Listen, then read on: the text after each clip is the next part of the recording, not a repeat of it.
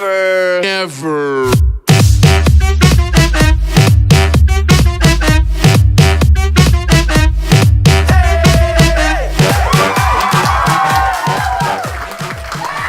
right, everybody, how's it going? Thank you for that wonderful entry there. I appreciate that. Tonight, we are going to be working on the 7 parts of a perfect graph. And this is review for those of you who were with me last year. We have definitely done this stuff in the past, and we are just going to be reviewing over it and making sure you know what you're doing for the work this week and for the coming weeks. So, 7 parts of a perfect graph. Well, let's just remember that we have to start with a table. We're going to have some bit of data that we're going to have to plot then on our graph. So let's start with that data. And since Riverwalk was recent, let's talk about walking. So we're going to have a number of miles over here, and we're going to have a number of calories that we burned while we're walking on this trip. And I'm going to just take an average little number here. So if we walk 0 miles, we will have burned 0 calories. 1 mile, about 75. This varies by weight and intensity of your walk, but this will make the numbers a little bit easier to work with. And let's go down to 5 miles. And we can go a little further because we actually went 5.5 on our trip. So let's go all the way to 6. That way we can see past what we've done. And this makes 450. Okay, so now we have our data table, and we need to put everything onto the graph. You should be taking notes on this. You should have a piece of graph paper with a piece of line paper to go along with it, so you can graph and you can take these notes as we go along. I do want you to have these in class on for this week, so make sure you've got them. I'm going to make this a little smaller so that we can fit everything in.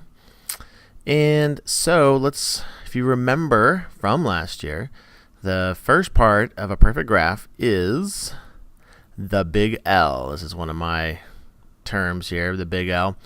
And basically what that means is it's your actual axes. Let's put an arrow on this one. So when we have the line that comes up this way, and we have a line that goes out that way. So here's our big L. So that's the first part. That's not too bad. Second part we need is the X and Y axis labeled. So let's get out a pen and let's label these up. Which one's which? We have the one that goes side to side, and we have the one that goes up and down.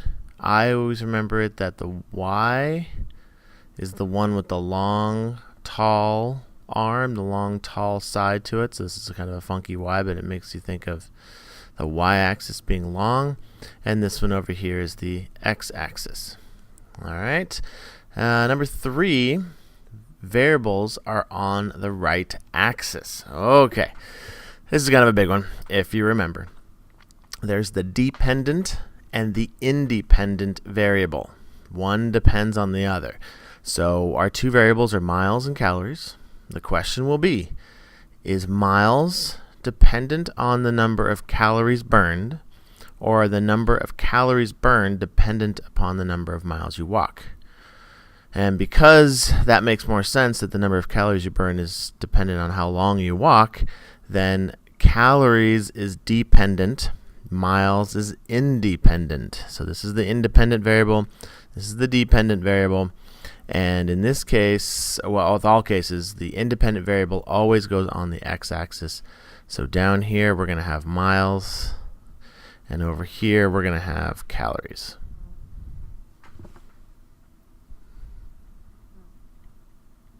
That's really hard to do. Okay, so miles and calories, those are our variables on the correct axes. Number 4 is the scale starts at 0 and goes up by an even amount. All right, well, we can start at 0.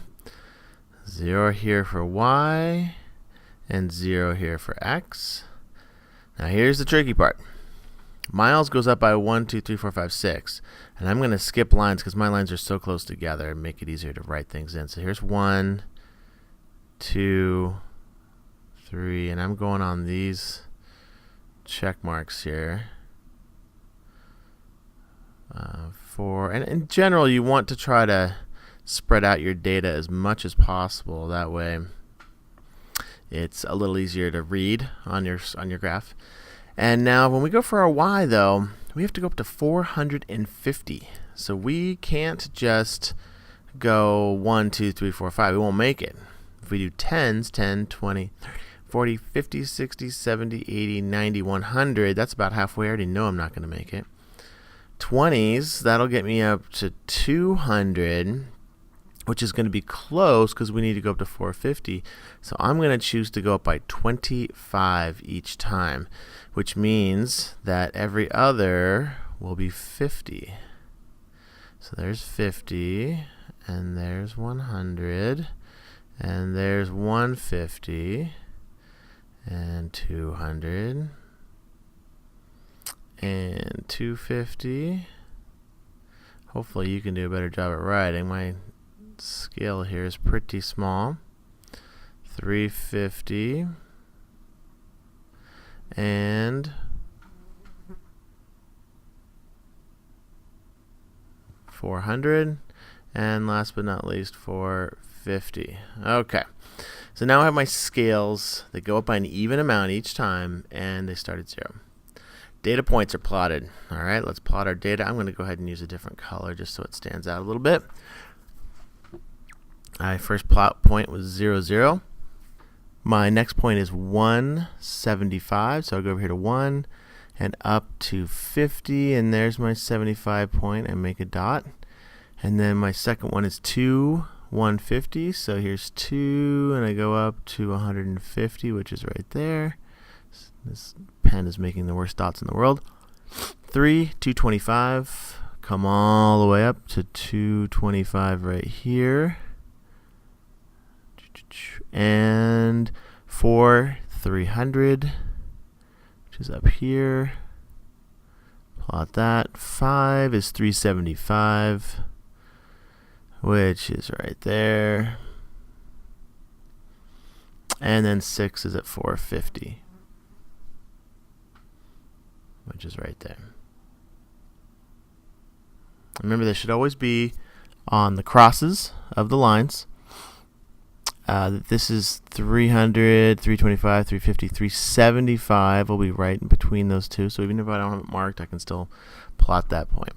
Okay, so data points are plotted. 6, should we connect the dots or not? So you have to ask yourself, does it make sense? Is there information between here? Is there values between here?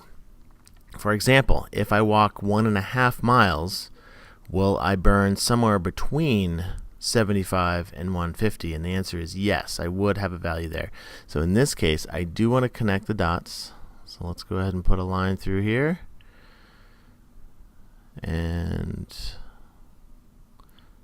line them up as best you can. And so I've got my dots connected. And then number 7 is to label the graph. And so we have to put a title up here at the top. And since we are talking about calories burned for walking, then we can say calories burned during walking. Calories, boy, this is going slow. Calories burned while walking.